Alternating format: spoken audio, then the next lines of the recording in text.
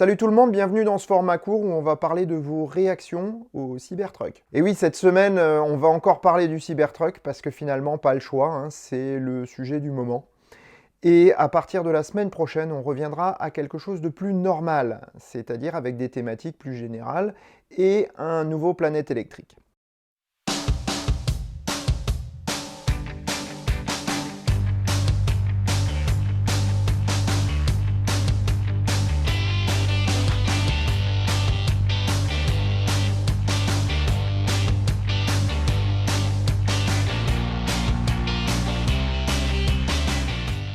Si ça te plaît, mets un pouce bleu. Si ça te plaît vraiment, abonne-toi, clique sur la petite cloche. Et si ça te plaît vraiment, eh ben partage partout ce que tu peux. Merci. Je vous avais bien dit que le Cybertruck allait faire couler beaucoup d'encre. Eh ben ça a été le cas.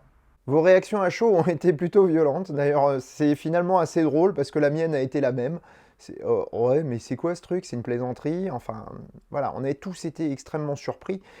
Je crois qu'on a été plus surpris par la manière dont Musk nous a présenté le véhicule, un peu trop rapidement, rendant inaudible d'ailleurs toute l'argumentation technique qui a suivi, puisqu'on s'est focalisé sur le look du machin.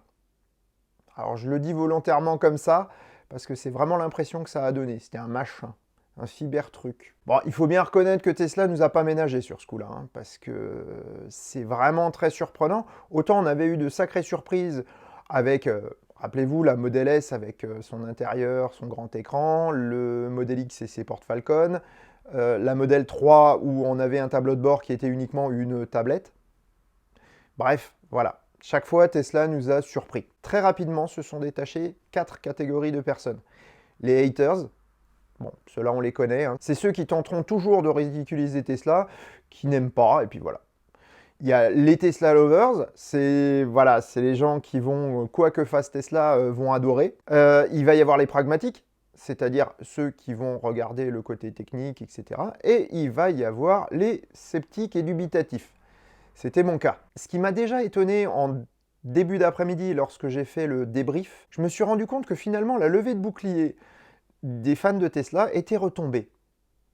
Et que de plus en plus de gens commençaient à apprécier le véhicule. En ce qui me concerne, j'étais vraiment très déçu.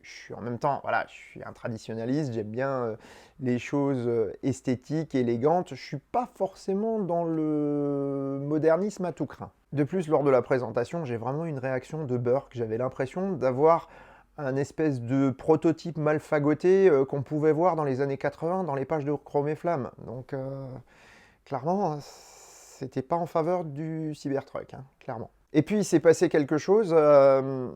Pauline a mis un post sur Facebook et je me suis rendu compte que finalement, je m'étais fait une idée sur des a priori. Et ces a priori sont les suivants. C'est simplement, je trouvais que ça ne correspondait pas à Blade Runner, je me trompais. Je pensais que c'était un prototype mal fagoté, je me trompais. Et je me disais que finalement, le look... c'était très spécial, mais qu'on allait s'y faire. Ça, j'en suis pas sûr encore, hein. Et du coup, sur ce post Facebook, je me suis rendu compte qu'il faudrait peut-être que j'étudie un petit peu plus profondément le Cybertruck pour voir ce qu'il est réellement. Et ce sera le thème de ce que je vais vous donner vendredi, où je vais faire une revue technologique de ce qu'est le Cybertruck et de ses implications en termes de fabrication, en termes de réalisation, et pourquoi on arrive à des tarifs aussi démentiels. Parce que mine de rien, là on ne peut rien reprocher à Musk, c'est que les tarifs annoncés, s'ils sont maintenus, et je pense que ce sera le cas, ou en tout cas ils seront très proches, c'est juste énorme par rapport aux tailles de batterie nécessaires, par rapport à la technologie. Donc finalement le côté critique n'est pas si mauvais que ça. Il vaut mieux avoir un esprit critique et regarder les choses telles qu'elles sont, plutôt que telles qu'on croit qu'elles sont. Donc merci Pauline, tu m'as vraiment donné cette envie d'aller revoir et finalement d'exploiter mon esprit critique et mon esprit technique, mes connaissances technologiques pour analyser ce qu'est réellement le Cybertruck. C'est ce qui va donner encore une fois la vidéo de vendredi. C'est en regardant cette vidéo que je me suis rendu compte que Musk répondait, comme à son habitude, à des problématiques particulières. Si vous avez été aux États-Unis, vous vous rendrez compte qu'un pick-up n'a pas du tout la même connotation là-bas qu'ici. Ici, c'est un véhicule de luxe, parce que gros moteur, grosse puissance, gros véhicule, inadapté à nos routes d'ailleurs, hein, mais ça, c'est pas grave. J'en ai un dans la cour, je sais de quoi je parle, hein. Aujourd'hui, c'est vraiment un véhicule plaisir, loisir, absolument pas raisonnable. Ce sera le cas du Cybertruck en Europe aussi. Par contre, aux États-Unis, c'est un véhicule de travail. Lorsque j'étais à New York au mois de septembre, des pick-up défoncés, malmenés, ça faisait mal au cœur de les regarder comme ça. Mais pourtant, c'est comme ça qu'ils seront utilisés. Et on comprend le pourquoi de certaines choses comme la résistance du Cybertruck. Et beaucoup de solutions technologiques ou de design prennent tout leur sens lorsqu'on le regarde sous cet angle-là. De plus, vous imaginez bien que ce n'est pas des sociétés qui vont prendre des Cybertrucks pour leurs employés. Ce sont surtout des petits patrons, des gens qui voudront avoir un Cybertruck pour se faire de la pub et pour travailler. Et à côté de ça, qui voudront s'en servir pour aller emmener la famille dans les bois le week-end, pour aller chasser, pour aller camper.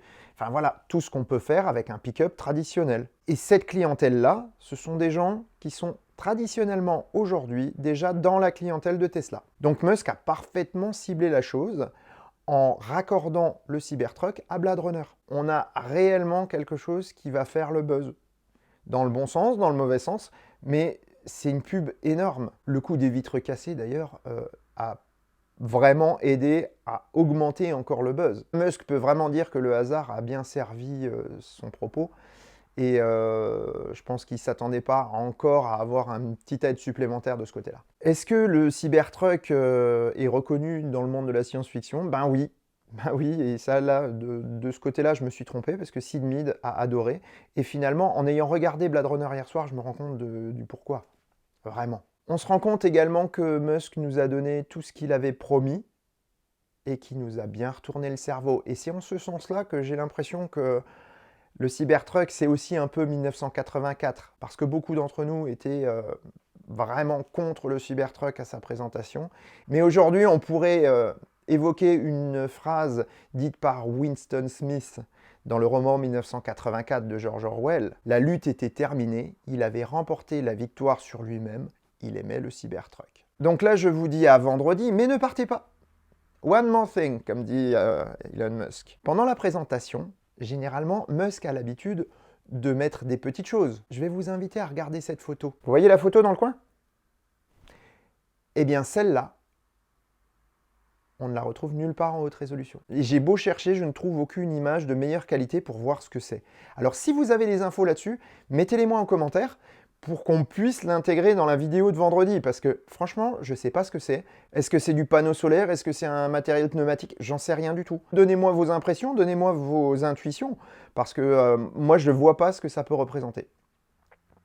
Mais bon, nul doute qu'il y a quelque chose là-dessous. Donc je vous dis à vendredi pour la revue technologique du Cybertruck, dans laquelle je vous donnerai mon avis définitif sur le bestiau. Sur ce, je vous souhaite bonne route, soyez prudents, et je vous dis à bientôt. À ciao!